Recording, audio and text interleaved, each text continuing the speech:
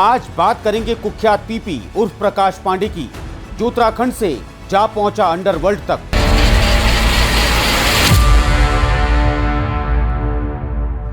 उत्तराखंड के कुख्यात माफिया और कभी छोटा राजन का दाहिना हाथ रहे प्रकाश पांडे उर्फ पीपी के जरायम की दुनिया में कदम रखने की कहानी बिल्कुल फिल्मी सरीकी है।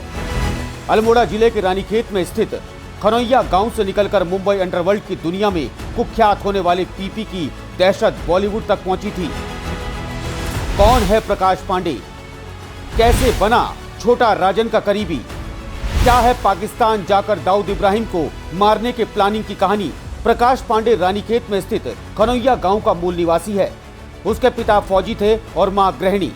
मां के निधन के बाद पिता ने दूसरी शादी कर ली।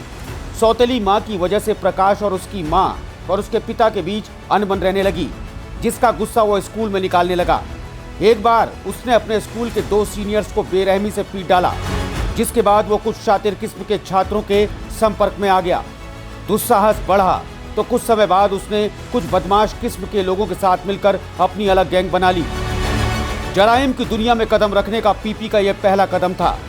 धीरे धीरे पीपी ने अवैध शराब और लीसा की रानीखेत, नैनीताल, हल्द्वानी, अल्मोड़ा में स्मगलिंग शुरू की। अवैध कामों से उसकी कमाई बढ़ी तो उसका दुस्साहस बढ़ गया। इन कामों से खूब मोटी कमाई होने लगी तो प्रकाश को इन कामों की जैसे लत लग गई हो। ऐसे में उसने मुंबई जाकर डॉन बनने की ठानी। फिर 90 के दशक में उसने अकेले मुंबई का रुख कर लिया। प्रकाश के मुंबई पहुंचने के दौरान देश बाबरी मस्जिद विध्वंस के बाद फैली सांप्रदायिक हिंसा की आग में जल रहा था। इस दौरान हुए मुंबई ब्लास्ट को लेकर लोगों में रोष था। ब्लास्ट का जिम्मेदार दाऊद को बताया गया। यही वो दौर था जब छोटा राजन ने दाऊद इब्राहिम से अलग होकर अपना गैंग बना लिया। छोटा राजन को अपनी गैंग के लिए कुछ दुस्साहसी शूटरों की जरूरत थी। ऐसे में एक दिन मुंबई के सेंट्रल रेलवे स्टेशन पर प्रकाश की मुलाकात छोटा राजन गैंग के गैंगस्टर पुनीत तानाशाह और विक्की मल्होत्रा से हुई। पुनीत और विक्की ने प्रकाश की मुलाकात छोटा राजन से करवाई। छोटा राजन गैंग में भर्ती करने से पहले सामने वाले का दुस्साहस और भरोसा परखता था। प्रकाश पांडे में कितना दम है देखने के लिए उसने कॉन्ट्रैक्ट किलिंग का ठेका दिया। यह कॉन्ट्रैक्ट छोटे मोटे आदमी को मारने का नहीं था, बल्कि राजनीति के दिग्गज एक नेता की हत्या का था। प्रकाश पांडे को तो मुंबई का डॉन बनना था। उसने उस नेता के सुरक्षा घेरे को तोड़कर उसके माथे के बीचों बीच 9mm की पिस्टल से गोली मार दी।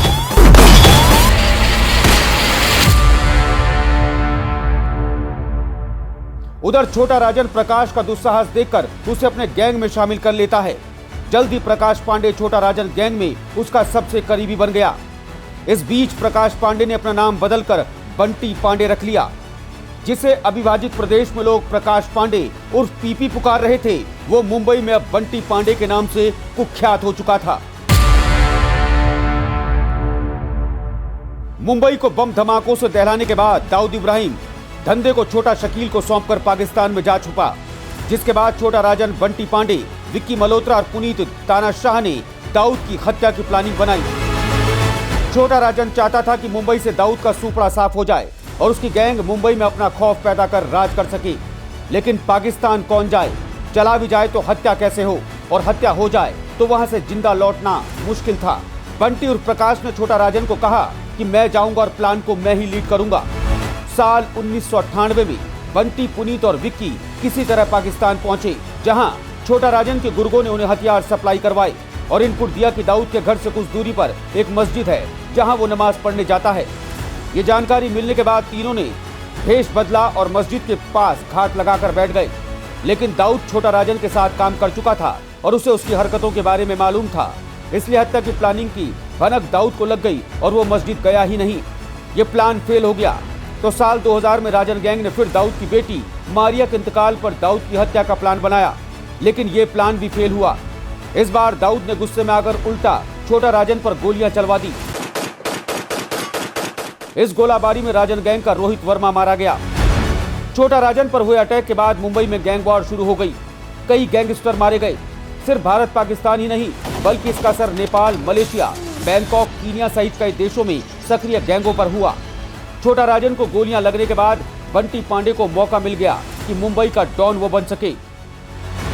कुछ समय बाद बंटी पांडे ने अपनी अलग गैंग बना ली। 2007 में उसने शाहरुख खान की फिल्म ओम शांति ओम की अपार सफलता के बाद हुई करोड़ों की कमाई में रंगदारी मांगी। इस घटना के बाद बंटी पांडे बॉलीवुड में भी चर्चित हो गया।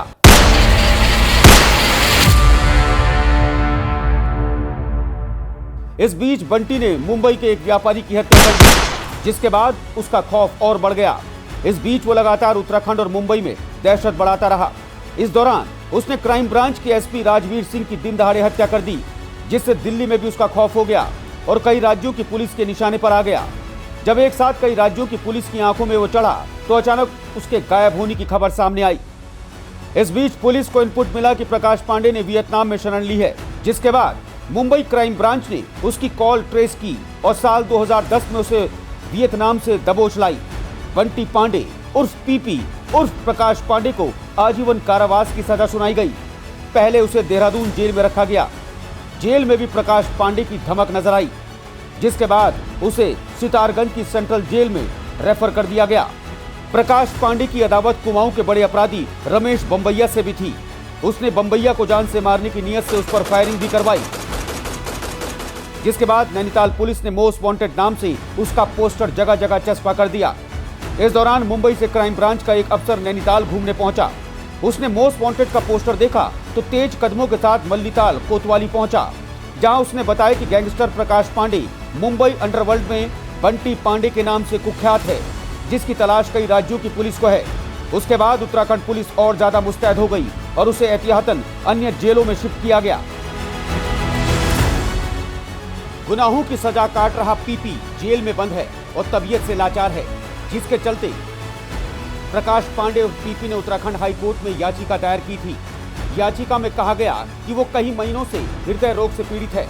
याचिका में यह भी कहा गया कि जब वो जेल से अस्पताल जाता है तो पुलिस उसे किसी भी अस्पताल में ले जाती है, जिससे उसकी दिक्कतें ठीक नहीं होती।